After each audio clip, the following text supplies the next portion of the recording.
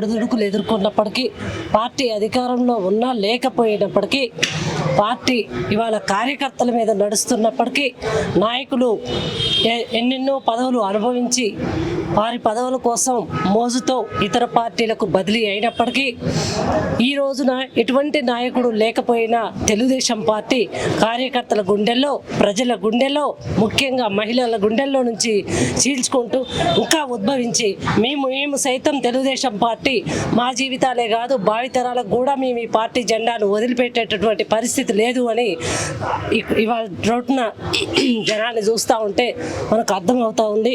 ఈ యొక్క పార్టీలో మాలాంటి వాళ్ళం కూడా ఉన్నందుకు చాలా సంతోషిస్తున్నామండి. ఇంకా తెలుగుదేశం పార్టీ మన తెలంగాణలో కూడా పునర్వైభవం దిశగా అడుగులేద్దామని, అందరం కలిసి దానికోసం పాటుపడాలని మేమంతా మనస్ఫూర్తిగా కోరుకుంటున్నాం.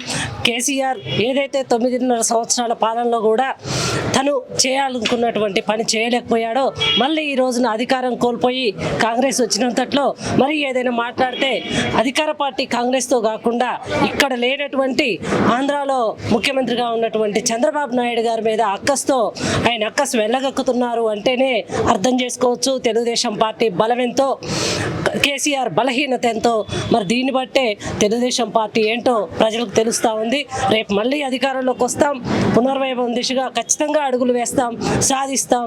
జనాల ఆశయం కోసం, అభివృద్ధి కోసం, అన్నిటి కోసం తెలుగుదేశం పార్టీ ఖచ్చితంగా పనిచేస్తూ ఉందని తెలియజేస్తా ఉన్నాం. Okay madam, thank you. Madam నమస్తే. నమస్తే మేడం, ఇప్పుడు మనకి కాసుల పెన్షన్స్ పెంచుతామని చెప్పారు, ఇంకొకటి స్కూటీలు ఇస్తా అని చెప్పారు, ఇంకొకటి ఏంటంటే మనకి కళ్యాణ లక్ష్మి కింద తులం బంగారం ఇస్తా అని చెప్పారు. ఇవి ఏది ఎందుకు ఇక్కడ రేవంత్ రెడ్డి అమలు చేయట్లేదండి?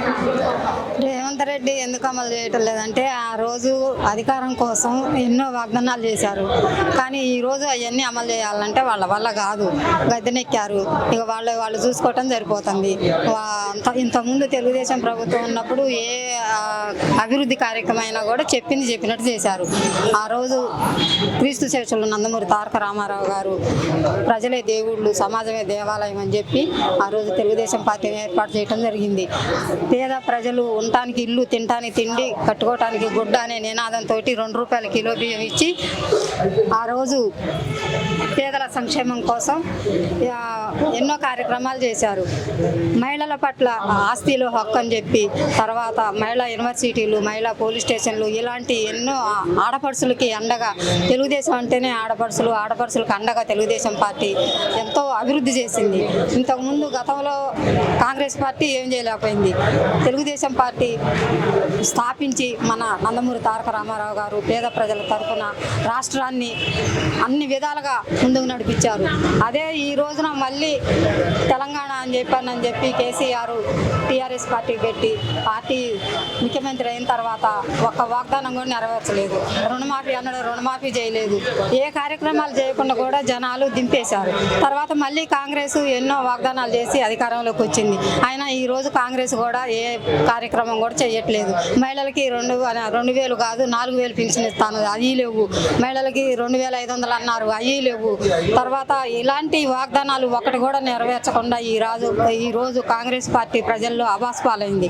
ఎందుకంటే మళ్ళీ ప్రజలు బాగుపడాలన్నా, రాష్ట్రాలు బాగుపడాలన్నా, పేద ప్రజలకి అట్టడుగు వర్గాల వారు బాగుండాలంటే మళ్ళీ తెలుగుదేశం పార్టీ అధికారంలోకి రావాలి, వస్తుందని ఈరోజు మేము ముఖ్యంగా నమ్ముతా ఉన్నాము. ఆంధ్రప్రదేశ్లో తెలుగుదేశం పార్టీ అధికారంలోకి వచ్చింది. అదేవిధంగా మన తెలంగాణలో కూడా కూటమితోటైనా ఏదో విధంగా తెలుగుదేశం పార్టీ రాబోయే రోజుల్లో గ్యారెంటీగా అధికారంలోకి వస్తుందని, మళ్ళీ పేద ప్రజల కోసం పార్టీ అండగా ఉంటుందని నేను తెలియజేస్తా ఉన్నాను. Okay madam. మీకు తెలంగాణలో కూడా సీఎం కావాలని మేము కోరుకుంటున్నాము. బడుగు బలైన వర్గాల కోసం పార్టీ స్థాపించింది. ఆడవాళ్ళకి సమాన హక్కు అనేది ఎన్టీఆర్ స్థాపించిన పార్టీ ఇది. దీనికోసం మేము పాటుపడతామని, మా మహిళలకి న్యాయం జరిగేదాకా, బడుగు బలైన వర్గాలు బీసీ కులాలకి న్యాయం జరిగేదాకా మేము కూడా ఇదే పార్టీలో కొనసాగుతామని తెలియజేస్తాం.